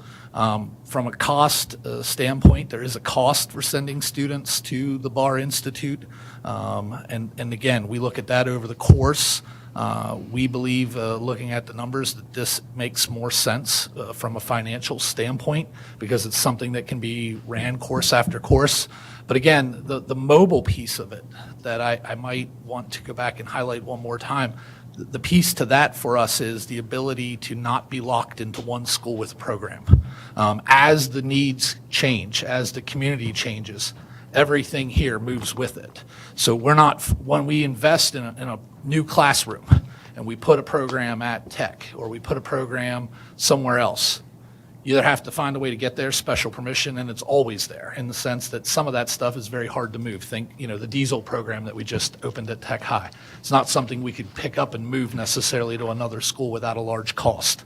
What we're looking for here is more flexibility. And with the blueprint coming and this no longer a need for 4 course pathways, Mr. Gesford, this gives us an opportunity to run 1 or 2 or variations and then send people out into the field to learn and take advantage of our strong apprenticeship program. So have we thought of a school that we're going to start this pilot program at? North Hagerstown High School. And so how many students have signed up for that? We have not. The goal is to initially start with any new program. You're starting with year 1 would be to look at 20 students that first class. Have you done any looking in to see if we have 20 students? So right now, North High, if we could have had it, if this would have been able to arrive here in the spring, we had 14 current students without even advertising it that had an interest at North Hagerstown High School. And my final question is, so I'm always an advocate of when you add something, you need to take something away. Are you planning on taking anything away? So with this, and yes, we've talked about that. The plan here with this, we're not increasing our CTE budget. We used grant funds to pay for the majority of this. The CTE budget item will stay. The line item stays the same. So really, there will be one less purchase that we make to be able to maintain our current spending levels. And how long would this grant be for? The Perkins is a grant that comes every year, Mr. Gesford, but we only intend to use it one time for this purchase. Just the purchase, and then who maintains it, and how much is the maintenance of that going to be? Because HVAC changes all the time, so how's that going to be maintained and changed? If we were going to do any updates for it, we could use Perkins funding in the future. And another example today is just MSDE. There's the CTE Innovation Grant that comes out every year from MSDE for specific Perkins, and MSDE Innovation Grant are specifically for CTE programs. So if we needed to update any of our programs, just go beyond HVAC for a second, we would use those grant funds to update. And that's how we've historically updated our programs using grant funds. Good, thank you. Any other questions, comments? Okay, the motion is to approve tonight's consent agenda. I'm not going to read the motion again. All in favor? Okay, vote 6-0. Student member concurs. And now Mr. Rollins, Mr. Criswell, and Mr. Blake.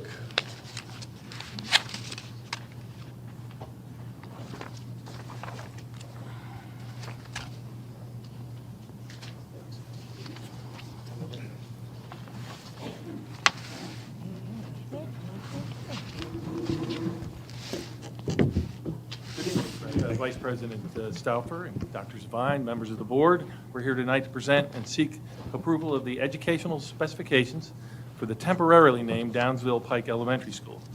With me are our senior project manager and planning supervisor, Mr. Chad Criswell, and Mr. Michael Blake, who's the principal architect for Mosley Architects. The creation and approval of the ed specs is the first step in the design process in which the function and size of the spaces that we need in the school are specifically defined. Mr. Blake and his team from Mosley led this effort, drawing on their expertise in K-12 design throughout the region. With that, I'll turn the presentation over to Mr. Blake, and he can go over the ed spec as it was developed.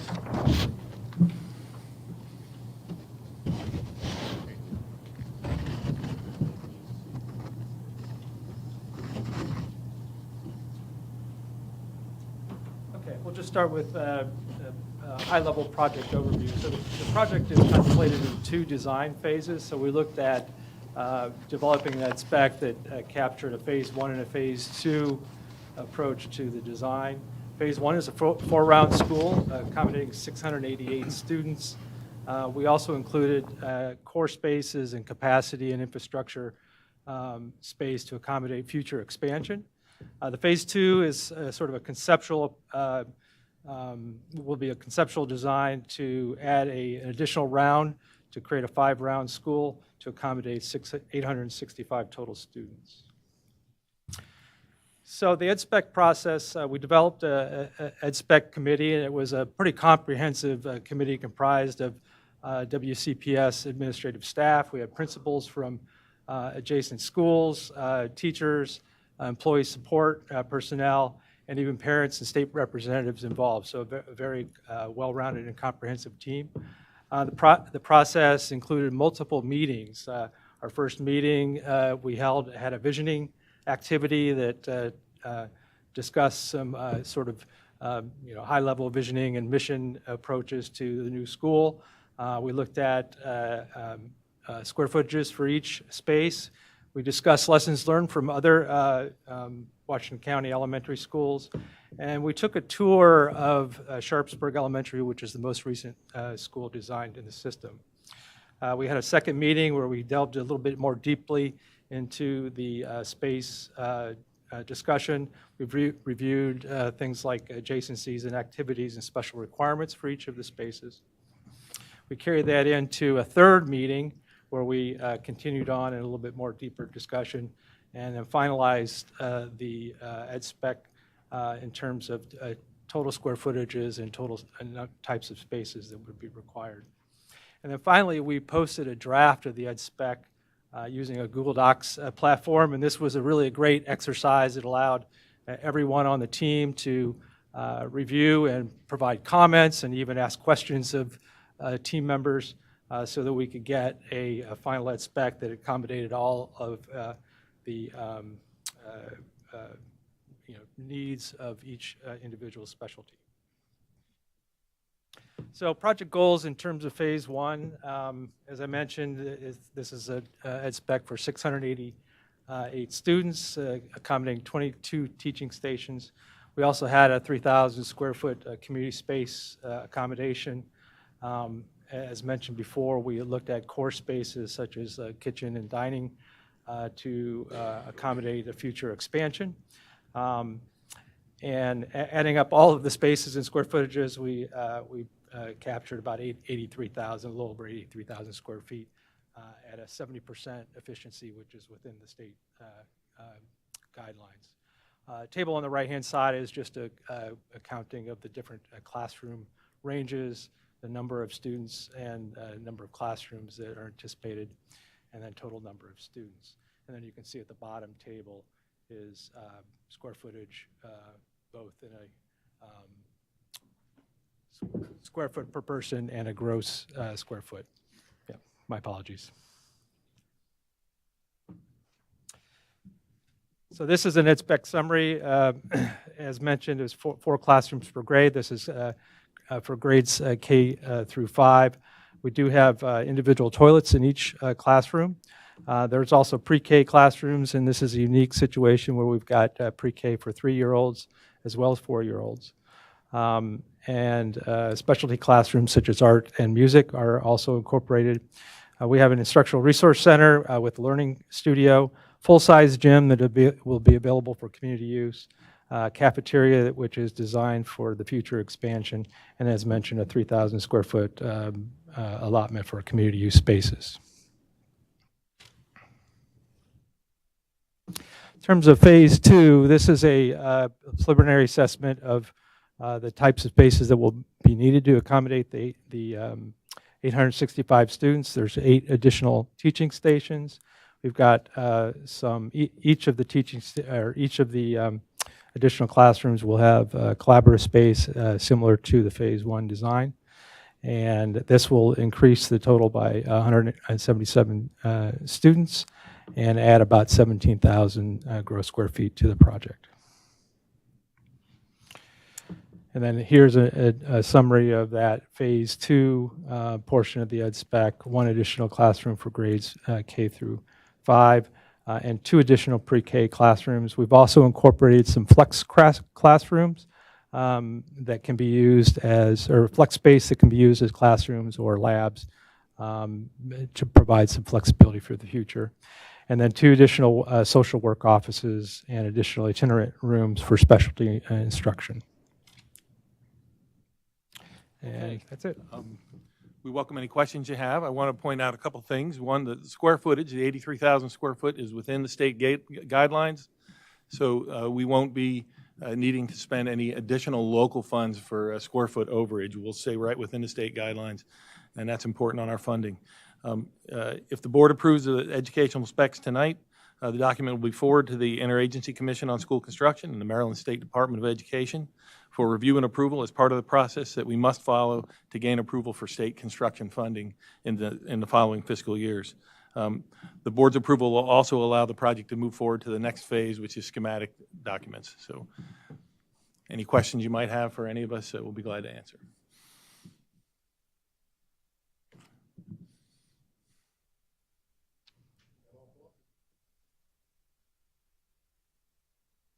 Thank you.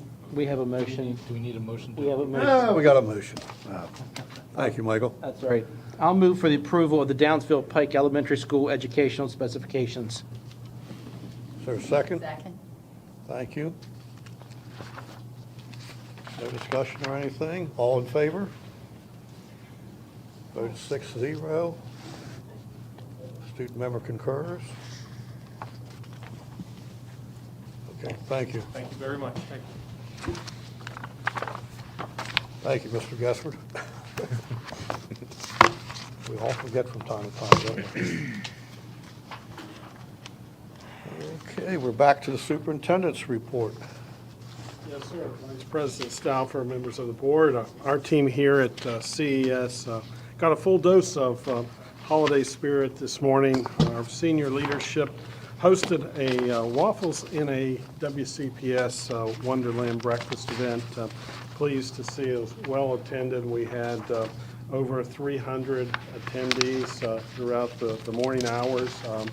And we were served by students that are within the North Hagerstown School Hospitality and Tourism Program. These students prepared hot chocolate with all the fixings. We had coffee, we had Belgian waffles with decadent toppings. It was just an absolute incredible experience and breakfast.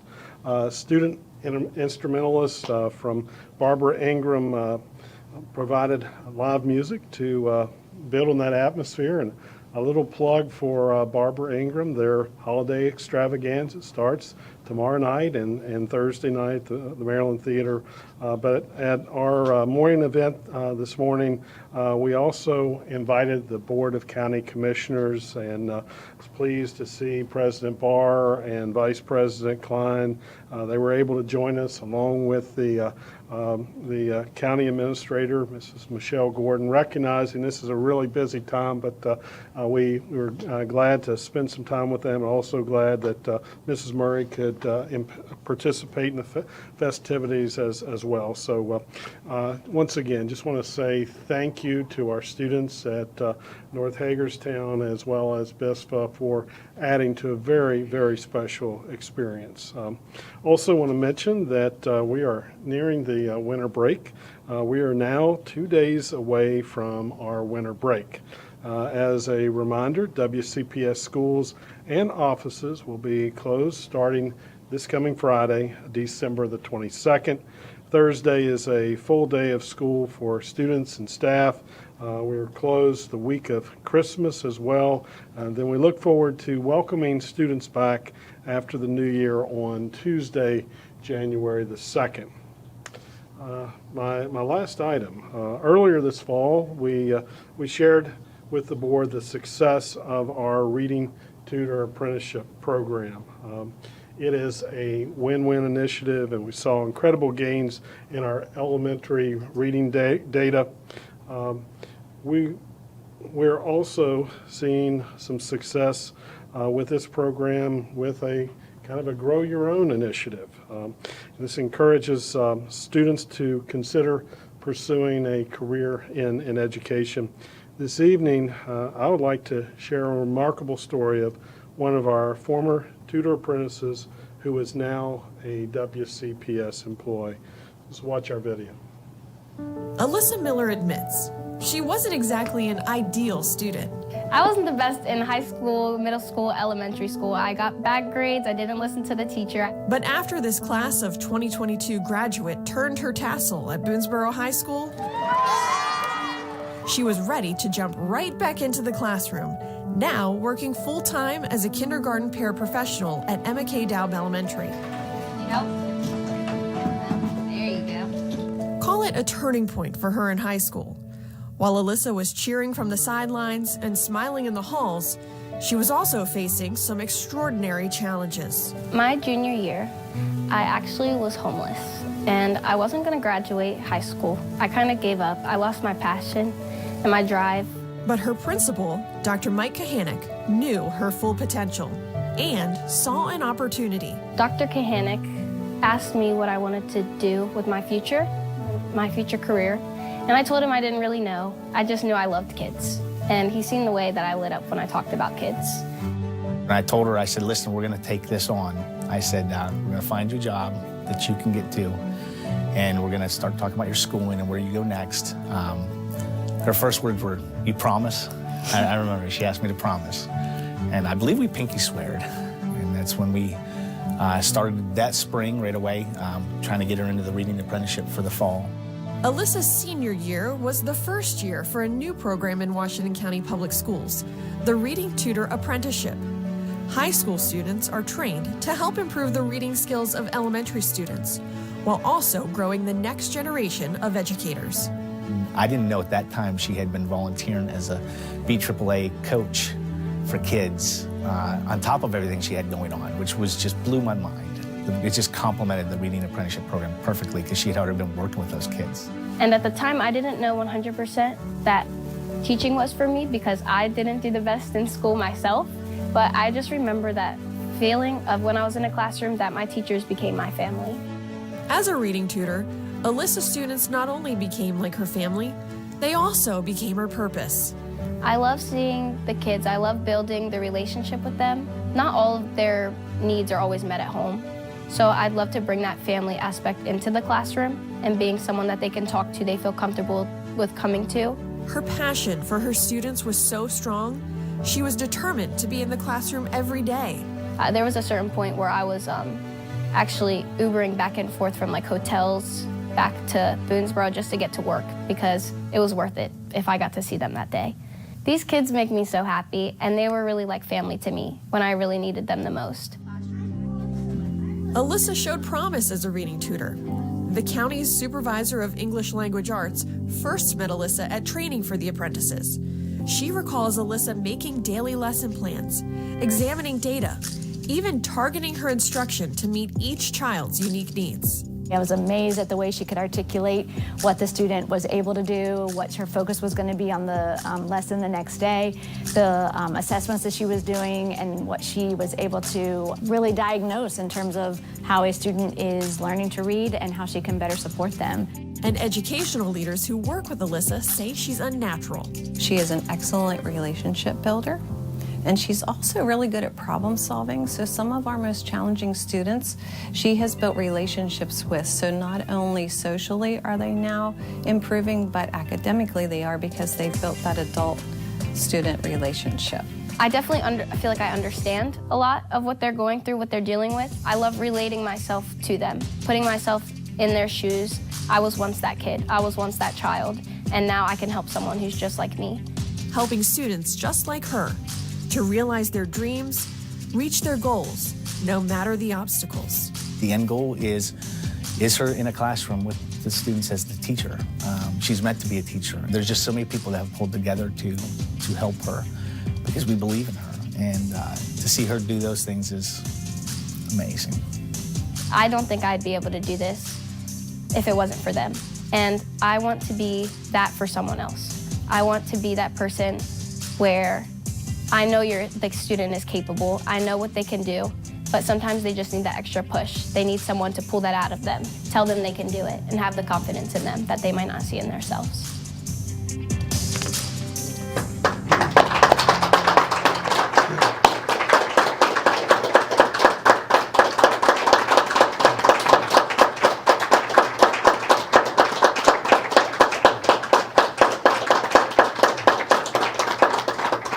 Members of the board, audience, probably seen by now we have a special guest. Lisa's in the back, and we want to thank you. And please stand for a moment. Want to recognize you. Lisa, we thank you for your perseverance. You are a model.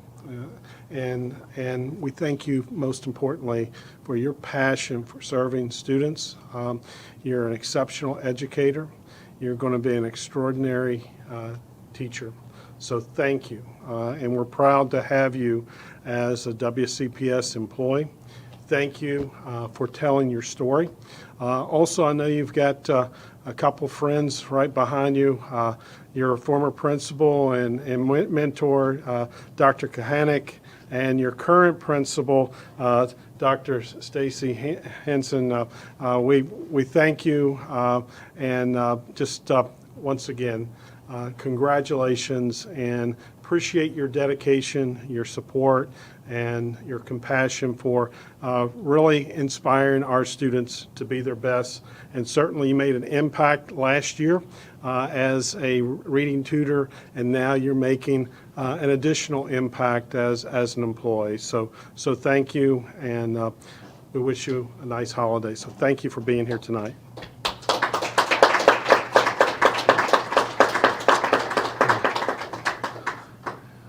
So most fitting way to close our update, I just want to say thank you again, and also, that concludes my report this evening. I just want to take a moment to wish everyone a happy holiday, Merry Christmas, and certainly a Happy New Year. Dr. Webster, you're up.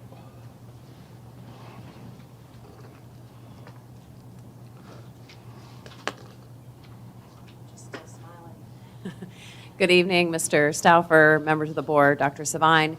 As discussed earlier during closed session, we have several personnel actions for your review. At this time, I ask for your approval of today's staff changes. Is there a motion? Vice President Stauffer, I move to approve the personnel actions dated Tuesday, December 19th, 2023, as presented in closed session. Is there a second? Second. Any questions or anything? I wouldn't think. Okay, all in favor of approving the personnel report? Vote was 6-0. Thank you. Thank you. Now it's time for board member committee reports. So who would like to start? Dr. Zettmeyer looks very enthusiastic. I'm a little choked up, but curriculum and instruction will meet here January 12th, 10 a.m. That's it. That's it? Oh, okay. We haven't had a meeting since the last time. I know, but usually you have more to say. So, well, that's board That'll be at member. the end. It's coming. It's not yet. It's coming. It's not yet. Right. I'm getting ahead of the game. Mr. Evans. Yeah, we just met this past Friday, spoke about the upcoming purchases, some of the purchases we just had here. We got info on staff budget requests for next year, and I believe that was sent out to the rest of the board as well. And we also reviewed the financial report as well. Mr. Gessner, facilities. Nothing for facilities. Mr. Bickford. Policy met, as you can tell, since many of those policies were on our agenda tonight. And we are meeting again in early January, January 11th at 2 p.m. here at CES. Mrs. Murray. HR will meet Tuesday, January 9th at 1 p.m. in the board workroom. The Washington County Association of Student Councils Board of Student Leaders has met twice in the month of December. We have finalized our committee applications acceptances. 2 of our 3 committees have met at this point, I believe. And we are planning events throughout the months of January and February.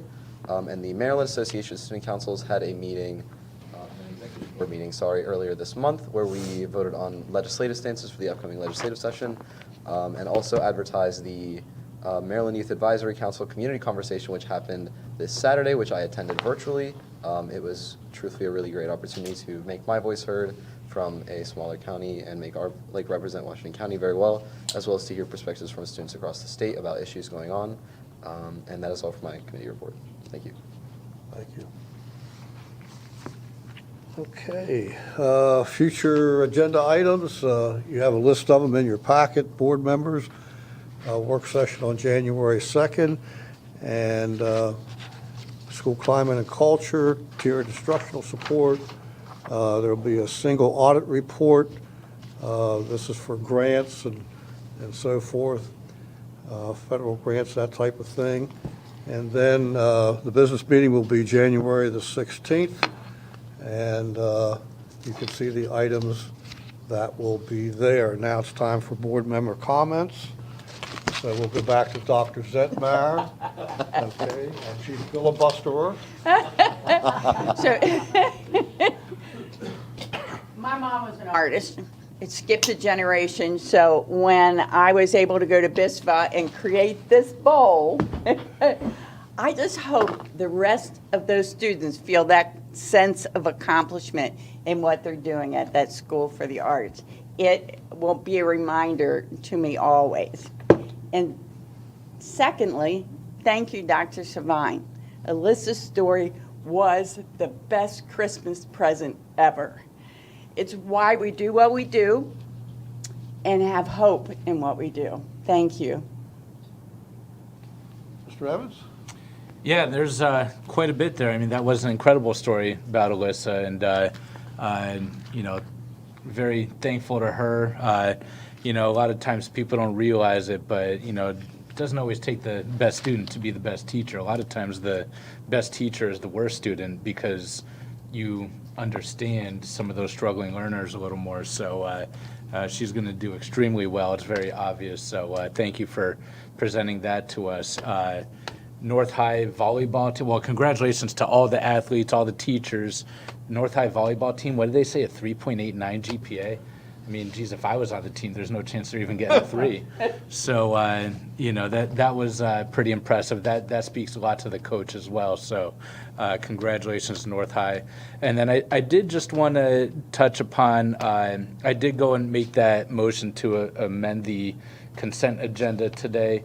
We did speak in our Finance Committee meeting the other day, and I did ask for, and they didn't even have a chance to get it to us yet, but I did ask staff for the inventory of our vehicles. I would like to see that, and I think I did say in my motion to remove it. I hope that doesn't mean we can't bring it back up. I am very interested in having that discussion, but last year we spent quite a bit of money that wasn't budgeted for. Some of the stuff we needed, like our school security assistants, some of the stuff we wanted, like a turf field at Smithsburg.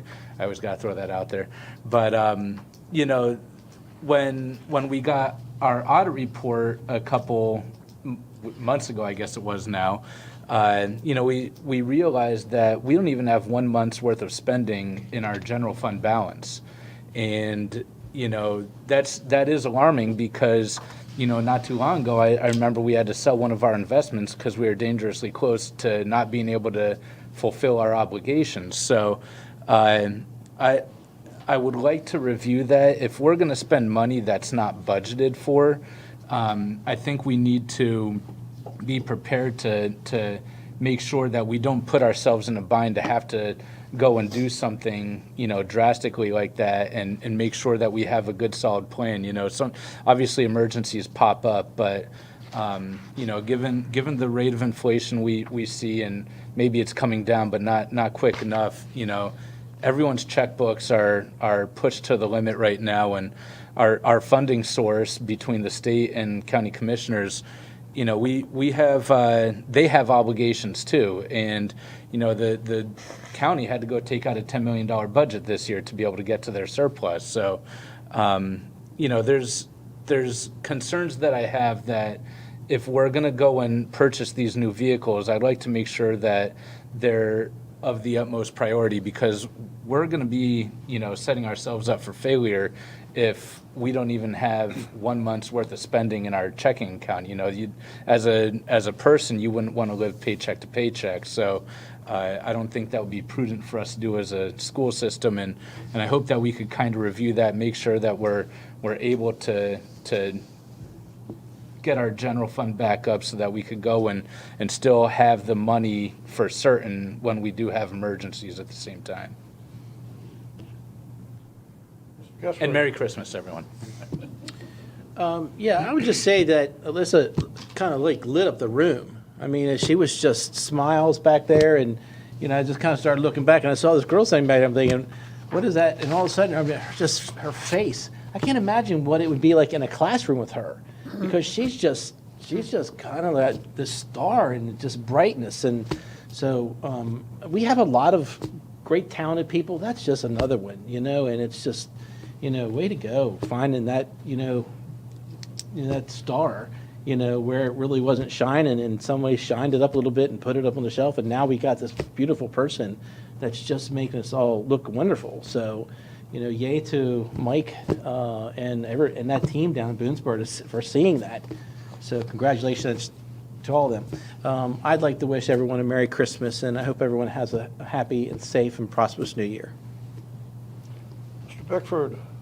I was going to say the same thing as Dr. Zentmeyer, that was a lovely Christmas present, that presentation. And Merry Christmas to everybody. Happy holidays. Mrs. Murray. Yes, well, I have a few things to talk about. Last week, I got to go to the Artisan Fair at Marshall Street and JDP, and I want to say Principal Sarah Stair does a wonderful job at that school. They had some beautiful things. I don't have them on now, but I got beautiful earrings, and I got a poinsettia and a basil plant. And they had so many other things, and the students were so welcoming, and they served hot chocolate, and they had cookies, and they were so proud. It was just a wonderful event. And tomorrow, I get to go back and read to Ashley Hayes' class. So I'm really excited about that. I love going there. This morning at 6:30, we had waffles and hot chocolate and coffee and all kinds of good things. And there were so many people there. It was so nice. I saw some people that I used to work with, and I got to meet some new people, and it was really nice. And then to end up the evening in the same place with a reception for the National Board Certified Teachers was a real treat. I mean, what a day. And finally, Alyssa, talk about growing your own. What a perfect example. It's just been a wonderful day. So happy holidays, everybody, and I'll see you next year. You have anything more? Student. I do. Student. Yeah. Oh, I'm sorry, Mr. Schneider. Jesus. Thank you, Mr. Gesser. Thank you, Vice President Stauffer. I have a couple of things. I found Alyssa's story incredibly inspiring. I found her drive and dedication to her position as a tutor, despite her challenges, really just amazing and shocking. And applaud her, and I'm incredibly thankful to you, Dr. Svine, for bringing that in front of the board tonight. That was just a really nice story to hear.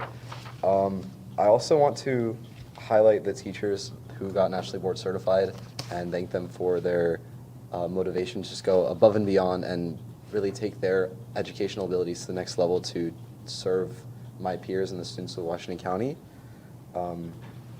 I would like to bring attention to any teachers who have highly motivated sophomores or juniors, any high school teachers, or any highly motivated sophomores or juniors that are watching, or any parents or community members.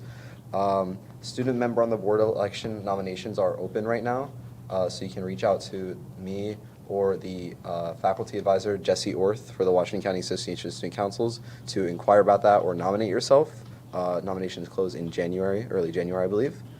I had the opportunity to shadow Williamsport High School last Friday. I actually want to thank Mr. Mitchell, who's the student council advisor there, for hosting me and allowing me to speak to the student council about the student member position, a little bit about what I do.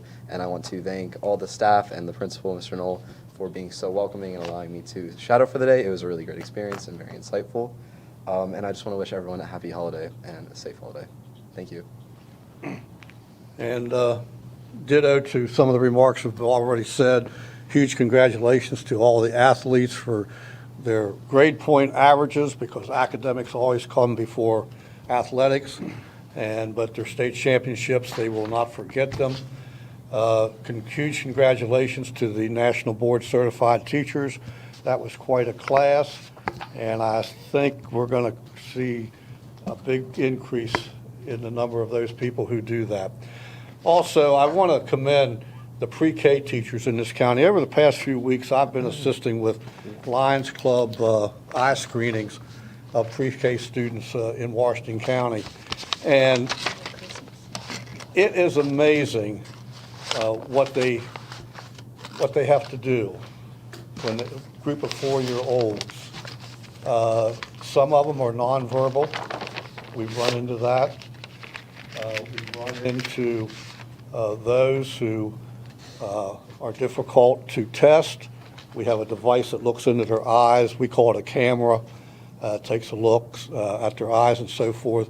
But the teachers and the parapros with those classes have just been fantastic. They do a fantastic job, and my hat, I mean this seriously, is off to them, because when the 5-year-old and the 3-year-old and the 15-month-old grandchildren, great-grandchildren come to the house and they leave, I'm tired. So I can't imagine what it must be like to have roomfuls of those students. Also, I want to wish everyone a glorious holiday season. Merry Christmas, Happy Hanukkah, Happy Kwanzaa, whatever it is you celebrate or you don't celebrate. Let the spirit of the season continue through all of next year. And do you have anything else, Dr.? Yes, sir, Savine? Vice President Stauffer. I just want to say thank you for the comments. Alyssa, she's special, amazing employee, certainly a moving story. But it's representation of this district and this board's commitment with the support of the county commissioners. There's value in our apprenticeship program, and you can see why this is the top program in the state. Our commitment to growing our own, not only with teachers, but also supporting Meritus and our healthcare professionals. We have apprentices, several apprentices there, also local businesses. I can't say enough for our local businesses, how they support our apprentices and they become employees for them. I enjoy going to the chamber board meeting monthly, because I do not miss a meeting, or a meeting does not occur where multiple employers give shout outs and give testimony in terms of how our students in the apprenticeship program are making exceptional employees and strengthening our community here locally. Our commitment, and I want to thank our communications team for capturing our student and teacher stories. That's just one example. You've had several this year and many more to come. We want to capture the impact of our work through our students and our employees. So our commitment to you is allowing you in this setting to experience what is right with WCPS through the messaging of our employees and our students. So once again, I thank this board, thank this community, and I wish everyone a happy holiday season. And with that, thank you all. We're adjourned. See you next year.